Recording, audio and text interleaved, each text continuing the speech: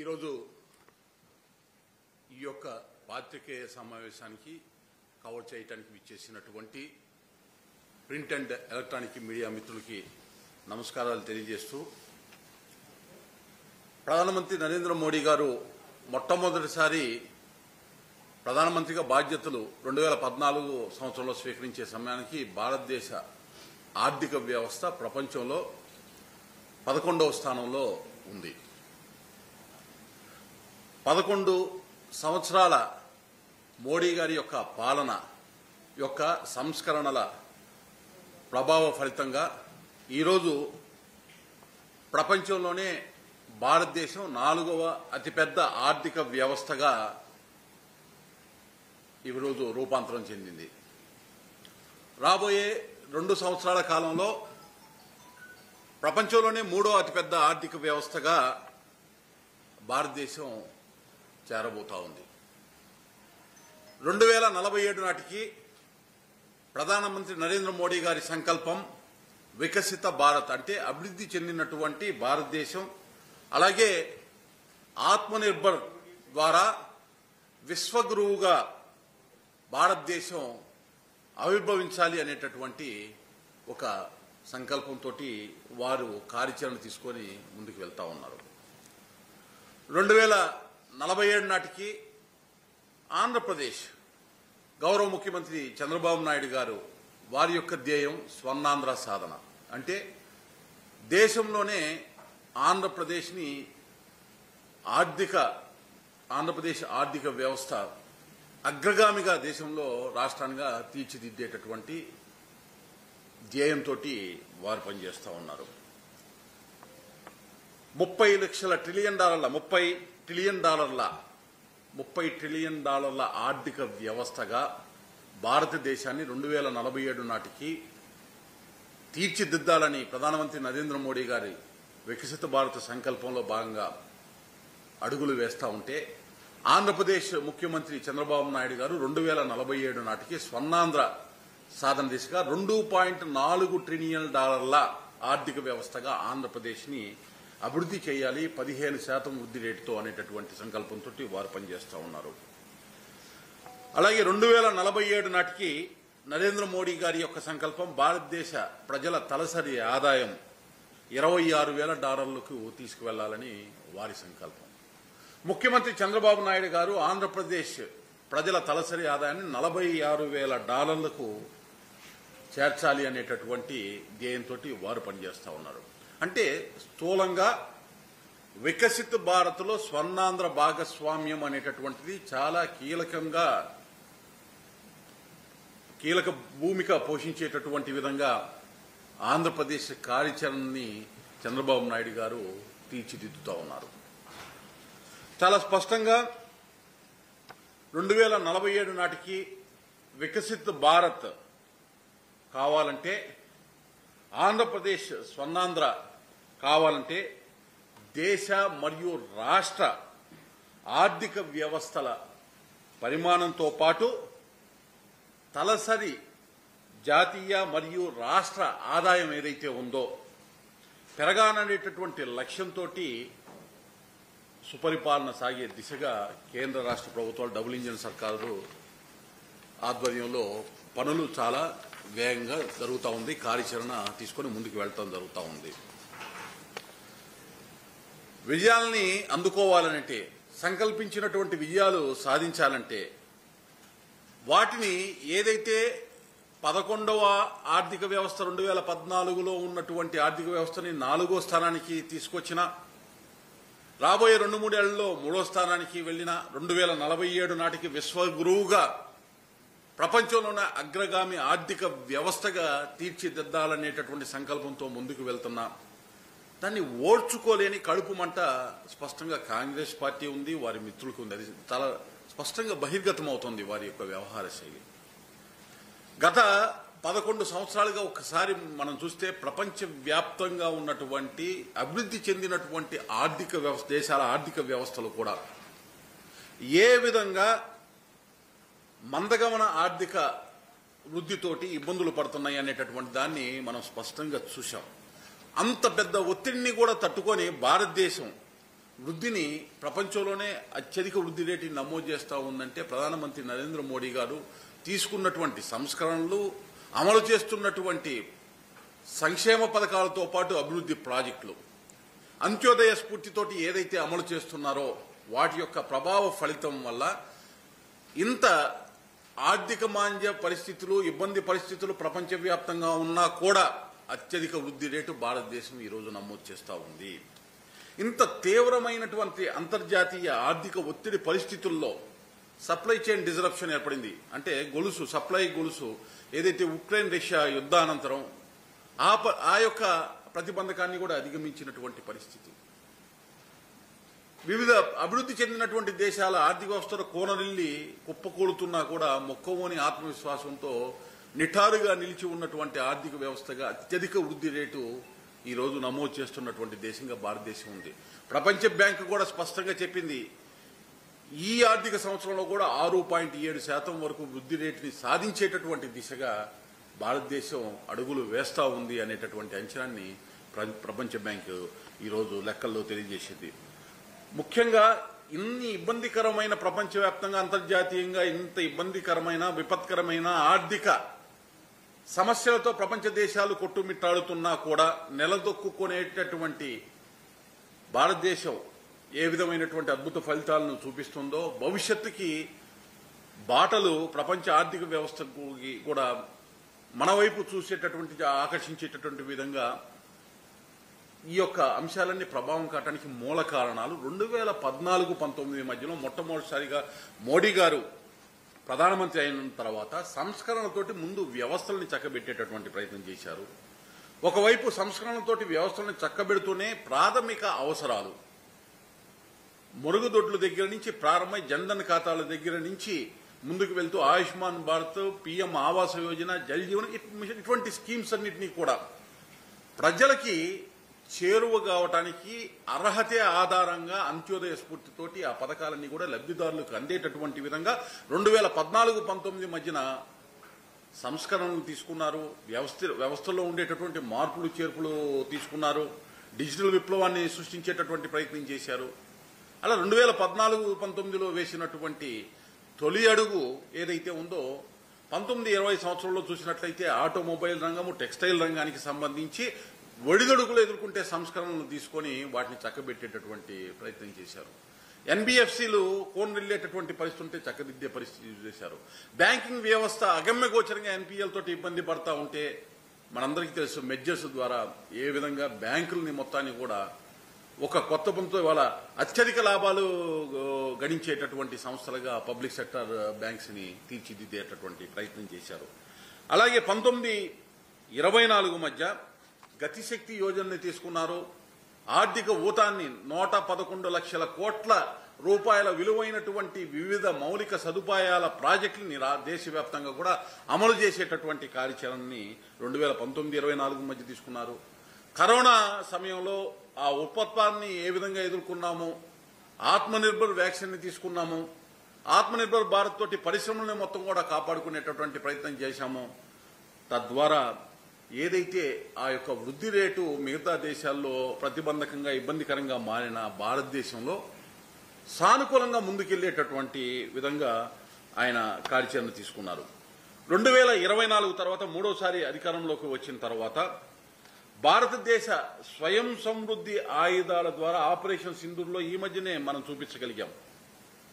ఏ విధంగా బ్రహ్మోస్ లాంటి ఆయుధాలైతేనేమి, అలాగే ఏదైతే రఫేల్ తోటి భారతదేశం కుదుర్చుకున్నటువంటి ఒప్పందాలతో ఆయుధాల ఆధునీకరణ ఏదైతే చేశామో దాని యొక్క ఫలిత ప్రభావం ఏ విధంగా శత్రు దేశాన్ని మనం ఏ విధంగా ఆపరేషన్ సింధూర్ ద్వారా ఆ ఉగ్ర దుశ్చర్యల్ని అడ్డుకునేటటువంటి విధానం తర్వాత ఈరోజు అంతర్జాతీయ మార్కెట్లో భారతదేశ ఆయుధాల యొక్క విలువ పెరగటము, వాటికి ఆదరణ లభించి ప్రపంచవ్యాప్తంగా కూడా ఆ ఆయుధాలు మాకు కావాలని కోరుకునే దగ్గరికి ఈ దేశాన్ని తీసుకెళ్లాము.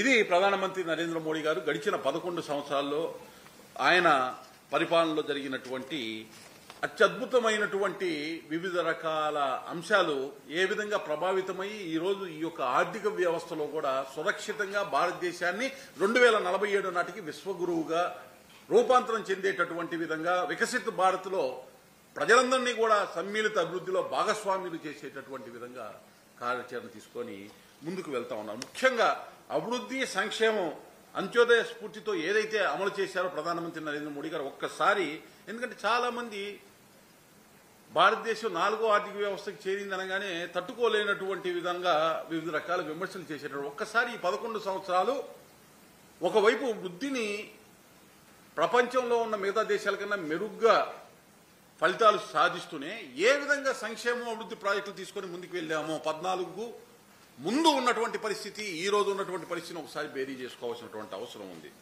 11 సంవత్సరాల పాలనలో ముఖ్యంగా వివిధ ముఖ్యమైనటువంటి పథకాలకి సంబంధించినటువంటి అంశంలో చూసినట్లయితే నేరుగా నగదు బదిలీ ద్వారా 55 కోట్ల జన్ధన్ ఖాతాలకు 42,54,00,000 కోట్ల రూపాయలు 42,54,000 కోట్ల రూపాయల నగదు బదిలీ ద్వారా వివిధ పథకాలకి సంబంధించి వివిధ రకాల ఏదైతే ప్రజలకి అందించాల్సినటువంటి ఫలాల్ని నేరుగా 55 కోట్ల జన్ధన్ ఖాతాలకి ఎటువంటి లీకేజ్ లేకుండా, గతంలో మనకు తెలుసు ₹1 ఢిల్లీ నుంచి వస్తే 15 పైసలు 20 పైసలు మాత్రమే లబ్ధిదారుడికి చేతికి అందేటటువంటి పరిస్థితి నుంచి ఎటువంటి లీకేజీ లేకుండా ఎటువంటి అవినీతికి తావు ఇవ్వకుండా 42,54,000 కోట్ల రూపాయల నగదు బదిలీ ఈ 11 సంవత్సరాల్లో కేంద్ర ప్రభుత్వం నుంచి భారతదేశంలో 55 కోట్ల జన్ధన్ ఖాతాలకి నేరుగా బదిలీ చేయడం జరిగింది లబ్ధిదారులకి.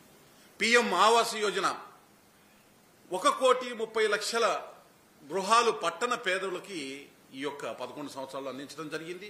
గ్రామాల్లో 2,80,00,000 గృహాలని ఈ యొక్క 11 సంవత్సరాలు అంటే దాదాపు 4,10,00,000 గృహాలని గ్రామాల్లోనూ పట్టణాల్లో కలిపి ఈరోజు నరేంద్ర మోడీ గారు పీఎం ఆవాస్ యోజన కింద ప్రజలకు అందించేటటువంటి పరిస్థితి. రాబోయే కాలంలో మరొక 5-6 కోట్ల గృహాలని కూడా అర్హులైనటువంటి పేదలకు అందించేటటువంటి ప్రణాళికలతో ముందుకెళ్తున్నారు. ఒకవైపు అభివృద్ధిని సాధించుకోవటమే కాదు, ఏ విధంగా పేద ప్రజలకి లబ్ధిదారులకి ఆ యొక్క ఫలాలు అందాలనేటటువంటి ప్రయత్నం స్పష్టంగా జరుగుతూ ఉంది. ప్రతి ఒక్క గ్రామంలో ఉన్నటువంటి గృహానికి సురక్షిత త్రాగునీరు అందించాలి కుళాయి ద్వారా అని జల్ జీవన్ మిషన్ తీసుకున్నారు ఆగస్టు 15, 2019కి. ఈ రోజు వరకు చూసినట్లయితే దాదాపు 15,54,00,000 గృహాలకి సురక్షిత త్రాగునీరుని కుళాయి ద్వారా జల్ జీవన్ మిషన్ ద్వారా దేశవ్యాప్తంగా అందించేటటువంటి ఘనత ప్రధానమంత్రి నరేంద్ర మోడీ గారి నేతృత్వంలోని కేంద్ర ప్రభుత్వాన్ని.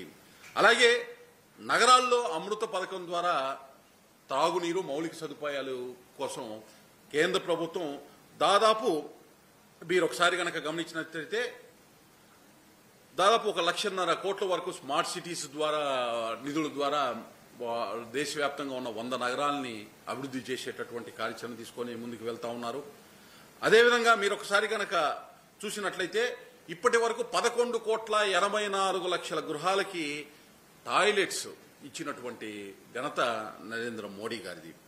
ముఖ్యంగా ఇప్పటి వరకు స్మార్ట్ సిటీలో ఏదైతే 1,50,000 కోట్ల రూపాయల వరకు నిధులను వెచ్చించారన్నారో 7,565 ప్రాజెక్టులు దేశవ్యాప్తంగా పూర్తయినాయి స్మార్ట్ సిటీస్ కింద.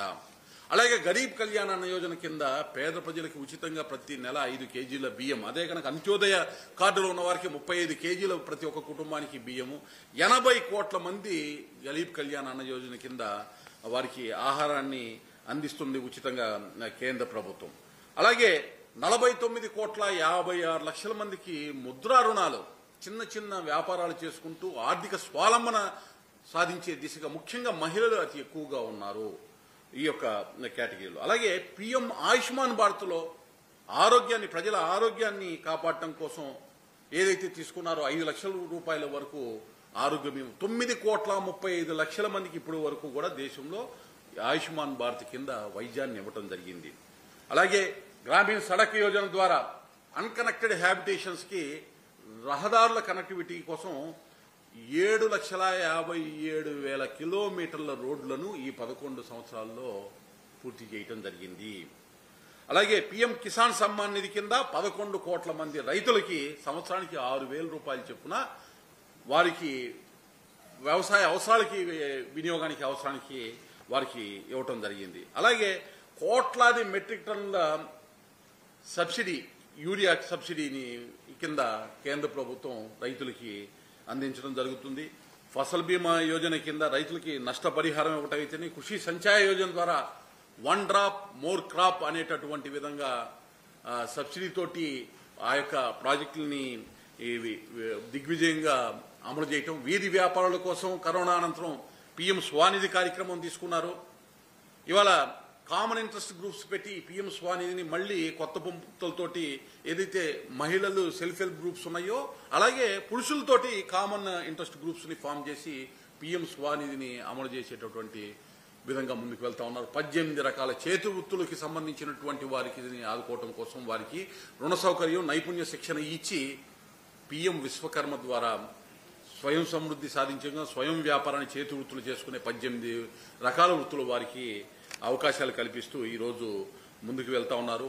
నారీ శక్తిని చాటడానికి మహిళల్ని లాక్పతి దీదీలను తయారు చేయాలి అనేటటువంటి ఉద్దేశంతో సెల్ఫ్ హెల్ప్ గ్రూప్స్ కి ఇచ్చేటటువంటి స్కీమ్స్ కన్వర్జెన్స్ తోటి అడుగులు చాలా వేగంగా ముందుకేస్తారు. 1 కోటి మంది లాక్పతి దీదీల్ని మొదటి టెంచ్లో నిర్ణయిస్తే 25 లక్షల మంది ఒక ఆంధ్రప్రదేశ్ నుంచి భారతదేశంలో చాలా వేగంగా ముందుకెళ్తున్నటువంటి పరిస్థితి. అలాగే డ్రోన్ దీదీలు వ్యవసాయంలో అవసరమైనటువంటి వినియోగానికి డ్రోన్లు మహిళలకి ఇచ్చేటటువంటి స్కీమ్స్. అలాగే కరెంటు బిల్లుల నియంత్రణ కోసం పీఎం సూర్యఘర్ పథకం ఇవాళ సబ్సిడీతోటి దాదాపు 30,000 1 కిలోవాట్కి, 60,000 2 కిలోవాట్లకి, 3 కిలోవాట్లు అయితే 78,000 రూపాయల వరకు కేంద్ర ప్రభుత్వం సబ్సిడీ ఇస్తుంటే ముఖ్యంగా ఆంధ్రప్రదేశ్లో ఎస్సీ ఎస్టీలకి పూర్తి స్థాయిలో ఉచితంగా పీఎం సూర్యఘర్ మిగతా ఆ 78,000 హైయెస్ట్ క్యాప్ 30,000 లోయెస్ట్ క్యాప్ ఉన్నటువంటి సబ్సిడీ పోయిన తర్వాత మిగతా మొత్తాన్ని కూడా రాష్ట్ర ప్రభుత్వమే ఎస్సీ ఎస్టీలకి భరించేటటువంటి విధంగా నిర్ణయం తీసుకోవడం జరిగింది ఆంధ్రప్రదేశ్లో.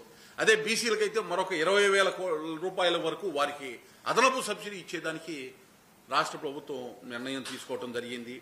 ఇలా చెప్పుకుంటా పోతే అనేక రకాలైనటువంటి పథకాలు 140 కోట్ల పైచీలకు ఉన్నటువంటి ప్రజల్లో అత్యధిక మంది ప్రజలు ఎవరైతే అర్హులైతే ఉన్నారో వారందరికీ కూడా ఇప్పుడు చెప్పినటువంటి పథకాల్లో వారందరినీ కూడా భాగస్వామ్యం చేసి వికసిత భారత్లో సమ్మిళిత వృద్ధిలో భారతదేశంలో వీళ్ళందరినీ భాగస్వామ్యం చేయాలనేటటువంటి ఒక ఉద్దేశంతో ప్రధానమంత్రి నరేంద్ర మోడీ గారి యొక్క పరిపాలన గత 11 సంవత్సరాలుగా జరుగుతూ ఉంది. రాబోయే కాలంలో కూడా కొనసాగేటటువంటి దిశ ఏదైతే ఒక లక్ష్యంతో పనిచేస్తానో ఆ లక్ష్యాన్ని సాధించే దిశగా వారు కార్యాచరణ తీసుకొని ముందుకు వెళ్తా ఉన్నారు. ఇక సంక్షేమం ఆ విధంగా ఉంటే అభివృద్ధి ప్రాజెక్టులు రహదారులు జాతీయ రహదారులు కానీ రైల్వేలు ఒకసారి చూసినట్లయితే 2014లో 9,287 కిలోమీటర్ల జాతీయ రహదారులు నిడివి దేశం మొత్తం మీద ఉంటే 2024 నాటికి భారతదేశం మొత్తం మీద కూడా 146,195 కిలోమీటర్లకి విస్తరించడం జరిగింది. అంటే ఈ 11 స్వతంత్రం వచ్చిన దగ్గర నుంచి 2014 వరకు 91,287 కిలోమీటర్లు అయితే ఈ యొక్క 11 సంవత్సరాల్లో అదనంగా 55,000 కిలోమీటర్లు నరేంద్ర మోడీ గారి యొక్క సారథ్యంలో ఈ జాతీయ రహదారులు వేయటం జరిగింది భారతదేశంలో. రైల్వే లైన్లు ఒకసారి చూసినట్లయితే 2014లో ట్రాక్ పొడవు 116,765 కిలోమీటర్లు ఉంటే 2024 నాటికి అది 135,207 కిలోమీటర్లు, దాదాపు ఒక 20,000 కిలోమీటర్ల వరకు ట్రాక్ పొడవు పెంచడం జరిగింది. అలాగే రన్నింగ్ ట్రాక్ పొడవు దాదాపు ఒక 89,919 కిలోమీటర్ల వరకు ఉండేది 2014లో. 2024లో బ్రాడ్ గేజ్ కింద పెంచడం కానీ ఎలక్ట్రిఫికేషన్ చేయటం కానీ అదేవిధంగా ఏదైతే రైల్వేల్ని అభివృద్ధి చేసేటటువంటి క్రమంలో 96.5% విద్యుద్దీకరణ చేయటం జరిగింది. దాదాపు ఒక 1,12,15,000 కిలోమీటర్ల వరకు కూడా రన్నింగ్ ట్రాక్ ని అభివృద్ధి చేయటం జరిగింది భారతదేశంలో. అలాగే అమృత్ భారత్ స్టేషన్స్ కింద దేశం మొత్తం మీద కూడా 1,275 స్టేషన్లని ఆధునీకరించాలి అనేటటువంటి లక్ష్యంతో అమృత్ భారత్ స్టేషన్ తీసుకోవడం జరిగింది. మనందరికీ తెలుసు గడిచిన వారంలో ఒక 103 అమృత్ భారత్ స్టేషన్ ని భారతదేశ వ్యాప్తంగా ప్రధానమంత్రి నరేంద్ర మోడీ గారు జాతికి అంకితం చేయడం కూడా జరిగింది. ఇదే విధంగా ఒకవైపు విమానాశ్రయాలు, సీపోర్టులు, పారిశ్రామిక కారిడార్లు నిర్మాణంతో రికార్డు స్థాయిలో ఈ పనులన్నీ జరుగుతూ ఏదైతే వికసిత భారత్ వైపు వేగంగా అడుగులు వేస్తా విధంగా ప్రధానమంత్రి నరేంద్ర మోడీ గారి యొక్క పాలన ఉంది. 2047 నాటికి వికసిత్ భారత్ సాధనలో భాగంగా భారతదేశాన్ని విశ్వగురువుగా నిలపాలంటే దేశంలో ప్రతి ఒక్క రాష్ట్రం కూడా అభివృద్ధి చెందినటువంటి రాష్ట్రంగా ముందుకు వెళ్ళాలి. ఆ విధంగా జరిగితేనే ఈ యొక్క సంకల్పం సాధ్యమయ్యేటటువంటి అవకాశం ఉంటుంది. ప్రధానమంత్రి నరేంద్ర మోడీ గారి వికసిత భారత్ లక్ష్యంలో తలసరి జాతీయ ఉత్పత్తిలో కూడా దేశాన్ని అగ్రస్థానంలో ఉంచాలి. అంటే చాలా మంది విమర్శనాత్మకంగా మాట్లాడుతూ ఉన్నారు. జీడిపి అండ్ ఎకానమీ సైజు మాట్లాడుతున్నారు. తలసరి జీడిపి పరిస్థితి ఏంటి, తలసరి జాతీయ ఆదాయం సంగతి ఏంటి అనేది. అందుకే కదా సంకల్పం 2047 నాటికి వికసిత భారత్ తీసుకుంది ప్రధానమంత్రి నరేంద్ర మోడీ గారు. ఏదైతే మ్యాక్రో లెవెల్లో ఎకానమీని వృద్ధి చేస్తూ ఆర్థిక వృద్ధికి ఊతం వచ్చేటటువంటి విధంగా ప్రపంచవ్యాప్తంగా అగ్రస్థానంలో ఉండే విధంగా తీసుకెళ్తూ, మరోవైపు తలసరి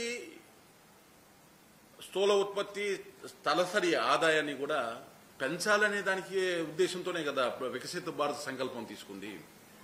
అంటే ఒక్కసారి అందరూ గమనించాల్సినటువంటి అవసరం ఉంది. 1980లో జపాన్ ఆర్థిక వ్యవస్థ $1 ట్రిలియన్, భారతదేశం ఆర్థిక వ్యవస్థ $335 బిలియన్. మరి ఇవాళ జపాన్ ఆర్థిక వ్యవస్థని దాటి $4 ట్రిలియన్ దాటి భారతదేశం ముందుకెళ్ళింది.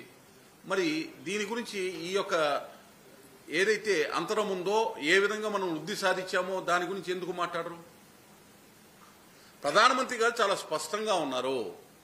ఒకవైపు మ్యాక్రో లెవెల్లో ఆర్థిక వ్యవస్థని పెంచుకుంటూ వికసిత భారత్ సంకల్పమే అంత్యోదయ స్ఫూర్తి, చిట్ట చివరి వ్యక్తి వరకు కూడా తలసరి ఆదాయం, తలసరి జీడిపిలో సమ్మిళిత వృద్ధిలో భాగస్వామ్యం చెయ్యాలి అనేటటువంటి లక్ష్యంతో పనిచేస్తున్నారు. అదే స్ఫూర్తితో ఆంధ్రప్రదేశ్లో ముఖ్యమంత్రి చంద్రబాబు నాయుడు గారు స్వర్ణాంధ్ర సాధన దిశగా ఒకసారి మీరు చూసినట్లయితే దేశవ్యాప్తంగా 2047 నాటికి తలసరి ఆదాయం $26,000 తీసుకుంటే ఆంధ్రప్రదేశ్ ముఖ్యమంత్రి చంద్రబాబు నాయుడు గారు $46,000 ప్రోగ్రెసివ్గా తీసుకున్నారు. అంటే తలసరి ఆదాయాన్ని కన్సిడరేషన్లోకి తీసుకున్నారు అని అంటే తలసరి జాతీయ ఉత్పత్తి, తలసరి ఆదాయం లక్ష్యంగానే 2047ని వికసిత భారత్ స్వర్ణాంధ్ర తీసుకుందనేటటువంటి దాన్ని గుర్తుంచుకోవాలని ప్రతి ఒక్కరికి కూడా తెలియజేస్తూ, కాంగ్రెస్ పాలనలో ఏ విభాగంలో కూడా నిర్దిష్టమైనటువంటి లక్ష్యాలు గతంలో ఉండేవి కావు. కేవలం అవినీతి మాత్రమే లక్ష్యం ఉండేటటువంటిది. ఇవాళ అభివృద్ధి చెందినటువంటి భారతదేశంగా ఉండాలని భారతదేశాన్ని మోడీ గారు, అభివృద్ధి చెందినటువంటి ఆంధ్రప్రదేశ్ రాష్ట్రాలు, అన్ని రాష్ట్రాల్లో అగ్రగామిగా ఉండాలని ముఖ్యమంత్రి చంద్రబాబు నాయుడు గారి నేతృత్వంలో ఆంధ్రప్రదేశ్లో డబుల్ ఇంజిన్ సర్కార్ ఇవాళ పనిచేస్తూ ఉందని తెలియజేస్తూ, సంస్కరణలతోటి చాలా కీలకమైనటువంటి అంశం. నేను 20 సూత్రాల కార్యక్రమాల అమలు చైర్మన్గా ఇక్కడికి రావడం జరిగింది. అయితే ప్రధానమంత్రి నరేంద్ర మోడీ గారికి నేను ఇప్పటి వరకు 25 జిల్లాలు, రాష్ట్రంలో 26 జిల్లాలు ఉంటే 25 జిల్లాల్లో కేంద్ర ప్రాయుత పథకాలు, ప్రాజెక్టులు, రాష్ట్ర ప్రభుత్వ ప్రాజెక్టులు, పథకాల మీద సమీక్ష నిర్వహించడం జరిగింది. ఇంకొక జిల్లా మాత్రమే, అది ఈ నెలాఖరికి పూర్తయిపోతుంది. ఆ అనుభవంతో ప్రధానమంత్రి నరేంద్ర మోడీ గారికి లేఖ రాయటం జరిగింది. ముఖ్యమంత్రి చంద్రబాబు నాయుడు గారి దృష్టికి కూడా తీసుకురావడం జరిగింది. 2006లో రీస్ట్రక్చర్ చేశారు 20 సూత్రాల కార్యక్రమాలు సంబంధించి రిపోర్టింగ్ కానీ, లేకపోతే ఏ పథకాన్ని సమీక్ష చేయాలి, ఏ ప్రాజెక్టు సమీక్ష చేయాలని. దాదాపు 19 ఏళ్ళు అయింది. ఈ రోజు వికసిత భారత్ లక్ష్యంగా వెళ్తున్నాం, స్వర్ణాంధ్ర సాధన లక్ష్యంగా వెళ్తున్నాం. కాబట్టి ఇది మొత్తాన్ని కూడా ఇప్పుడున్నటువంటి పథకాలు నేనైతే అమలు చేస్తున్నామో కేంద్ర ప్రభుత్వం నుంచి వాటన్నిటినీ కూడా తీసుకుని రీస్ట్రక్చర్ చేయాలి అనే ప్రతిపాదనని లేఖ రూపంలో ప్రధానమంత్రి నరేంద్ర మోడీ గారికి వ్రాస్తే, వారు స్పష్టంగా సంబంధిత శాఖ ఏదైతే ఉందో planning and statistics ministry Rao Indrajit గారికి పిఎంఓ నుంచి as per the suggestion given by the 20 points programme chairman from Andhra Pradesh మొత్తం రీస్ట్రక్చర్ చేయండి, దీన్ని ఇమీడియట్ గా ఈ కార్యాచరణ తీసుకోండి అనేటటువంటి లేఖని పిఎంఓ నుంచి వారికి చేరటం, వారు ఆ శాఖ సంబంధిత శాఖ వారు ఆ లేఖని నాకు పంపించడం జరిగింది. రాబోయే కొన్ని రోజుల్లో కూడా ఈ 20 సూత్రాల అమలుకి సంబంధించి కేంద్రంలో వికసిత భారత్ ఇంప్లిమెంటేషన్ ప్రోగ్రామ్గా, లేకపోతే వికసిత భారత్కి అనుబంధంగా ఉండేటటువంటి పేరుతోటి రీస్ట్రక్చర్ అయినటువంటి రిపోర్టింగ్ సిస్టమ్, మానిటరింగ్ రివ్యూ రిపోర్టింగ్కి కార్యాచరణ తీసుకోవటం జరిగేదానికి అడుగులు పడుతూ ఉన్నాయని తెలియజేయడానికి సంతోషిస్తున్నాను. అలాగే ఆంధ్రప్రదేశ్లో కూడా ముఖ్యమంత్రి చంద్రబాబు నాయుడు గారు స్వర్ణాంధ్ర సాధన సూత్రాలు ఒక 10 సూత్రాలను తీసుకున్నారు. కేంద్ర ప్రభుత్వ పథకాలు అలాగే స్వర్ణాంధ్ర సాధన సూత్రాలు వీటిని మొత్తాన్ని కూడా నీతి ఆయోగ్ సూచించినటువంటి సస్టైనబుల్ డెవలప్మెంట్ గోల్స్ దీర్ఘకాలిక అభివృద్ధి సూచికలతోటి వీటిని అనుసంధానం చేసి భవిష్యత్తులో సమీక్షలు నిర్వహించడం కానీ ఏ విధమైనటువంటి సూచికల్లో వృద్ధి ఏ విధంగా సాధిస్తున్నాం అనేటటువంటి దాన్ని మేము రివ్యూ చేసుకునేటటువంటి విధంగా కార్యాచరణ మారుతుంది, ఆ విధంగా రూపాంతరం చెందుతుందని తెలియజేస్తూ ఆ విషయాన్ని ఏదైతే ప్రధానమంత్రి గారికి నేను రాసినటువంటి ఆ లేఖని వారు యాక్సెప్ట్ చేసి తదనుగుణ చర్యలు తీసుకోమన్నారుగా వారికి కృతజ్ఞతలు, ధన్యవాదాలు. అలాగే ముఖ్యమంత్రి చంద్రబాబు నాయుడు గారు కూడా రాష్ట్రంలో స్వర్ణాంధ్రకి సంబంధించి ఈ 20 సూత్రాలకి సంబంధించినటువంటి దాన్ని ఏ విధంగా రీస్ట్రక్చర్ చేయాలనే దాని మీద వారు కూడా కార్యాచరణ తీసుకున్నారు. కాబట్టి వారికి కూడా ధన్యవాదాలు, కృతజ్ఞతలు తెలియజేస్తూ నేను అందరికీ నమస్కారం తెలియజేస్తున్నాను.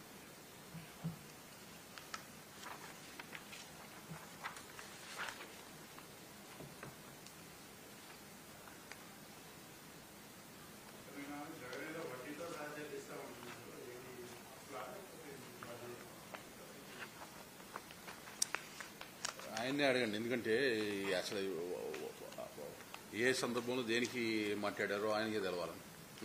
ఇంత పెద్ద సబ్జెక్టులో భారతదేశ ఆర్థిక వ్యవస్థ గురించి రాష్ట్ర ఆర్థిక పరిస్థితి బాగోగుల గురించి మాట్లాడేటప్పుడు ఇట్లాంటి చిల్లర అంశాలకి సంబంధించి మాట్లాడటం కూడా అనవసరం. మనం ప్రోగ్రెసివ్ నాట్ డిస్ట్రక్టివ్ ప్రోగ్రెసివ్ థాట్స్లోనే ముందుకు వెళ్ళాలి మనం.